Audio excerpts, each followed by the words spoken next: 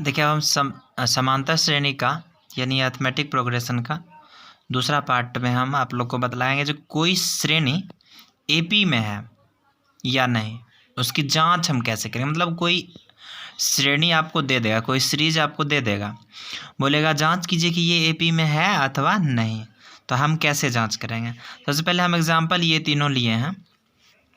Note में हम क्या बताएं, हम जानते हैं टीएन जो आप लोग को पढ़ा चुके हैं पिछला पार्ट में, जो टीएन इक्वल टू क्या होता है अंतिम पद, या टीएन को बोल सकते हैं एनवा टर्म यानी nth टर्म।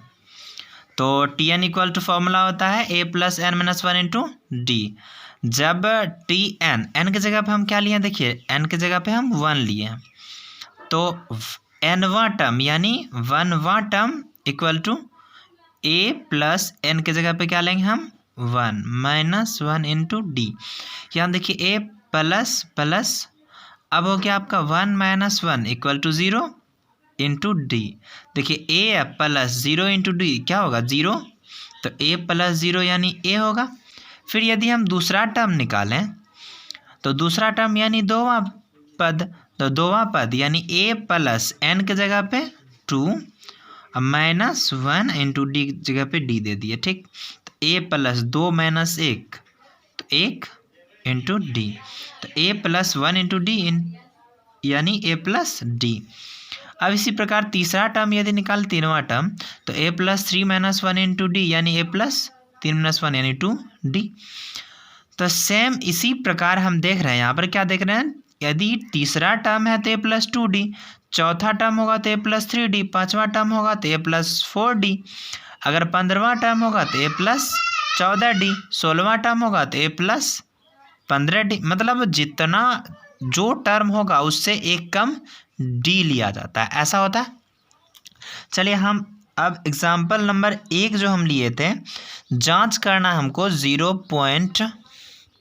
देखिए वहाँ पर 0.2 और लिए थे, उसके बाद 0.22, उसके बाद लिए थे 0.222, उसके बाद लिए थे 0.222 डॉट डॉट डॉट।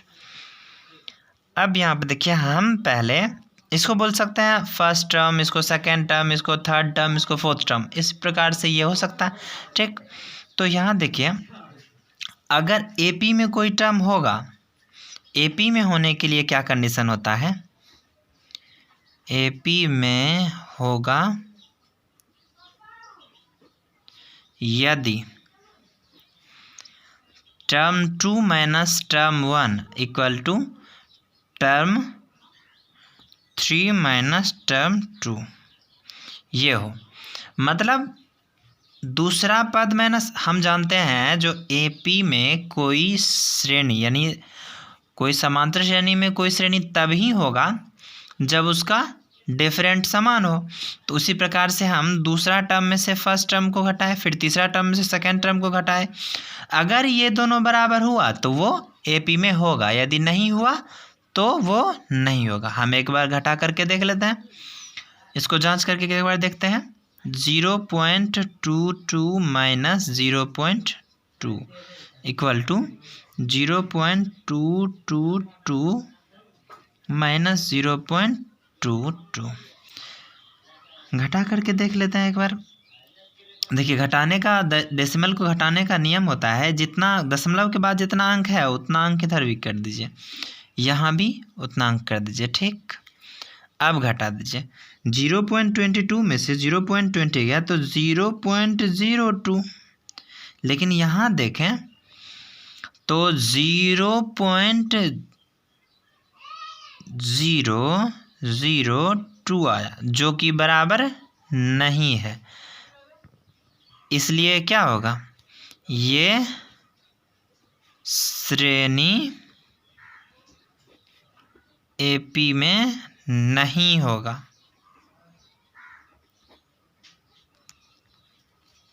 समझ में आ गया होगा जो एपी में कोई श्रेणी है या नहीं कैसे जांच कर सकते हैं। फिर हम दूसरा एग्जाम्पल क्या लिए थे, दूसरा एग्जाम्पल लिए थे हम, देखिए दूसरा एग्जाम्पल क्या लिए थे हम, √3 √6 √9 √12 ... दूसरा एग्जाम्पल ये था। ठीक, अब हम इसको भी जांच करते हैं। एपी में होगा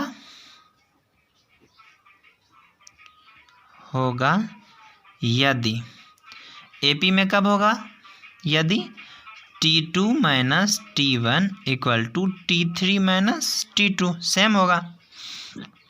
तो हम एक बार घटा करके देख लेते हैं।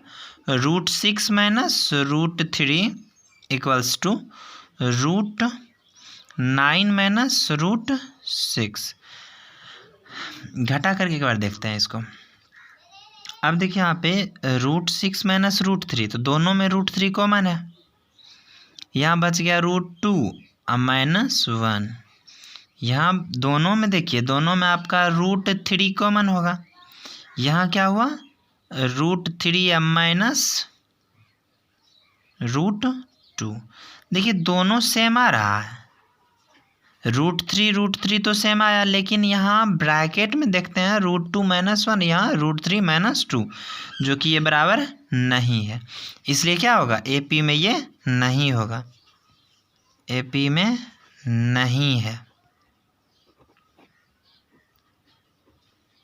समझ में आ गया होगा?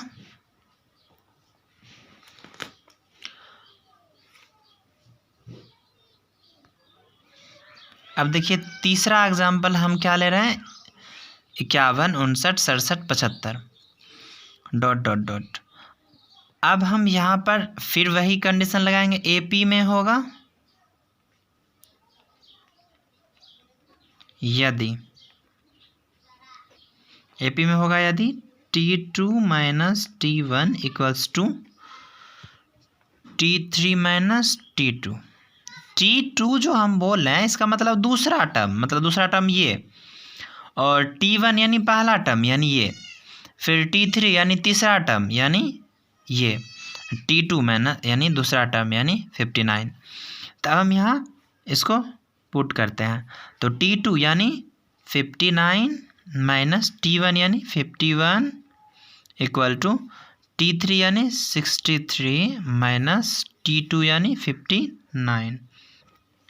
यहाँ देखते हैं दोनों में से 59 माइनस 51 इक्वल टू 8 और 67 माइनस 59 इक्वल टू 8। यहाँ देख रहे हैं डिफरेंस समान है, तो इसलिए एपी में है। दिया गया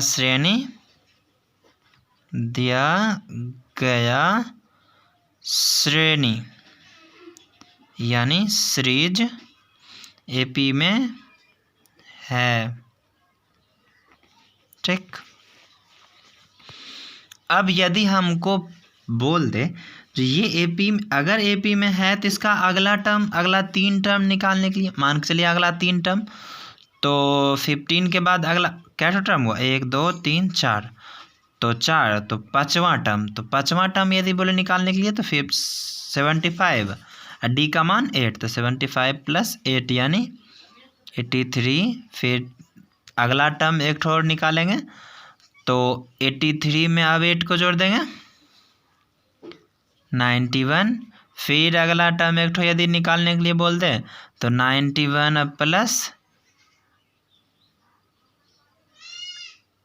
8 यानी 99। और यदि इसी प्रकार से यदि 8वां टर्म बोल दे तो 99 प्लस 8 यानी 107। तो इस प्रकार से आपका ये हुआ। ठीक, देख लीजिए एक बार सवाल को, ऐसा था। ठीक, समझ में आ गया होगा।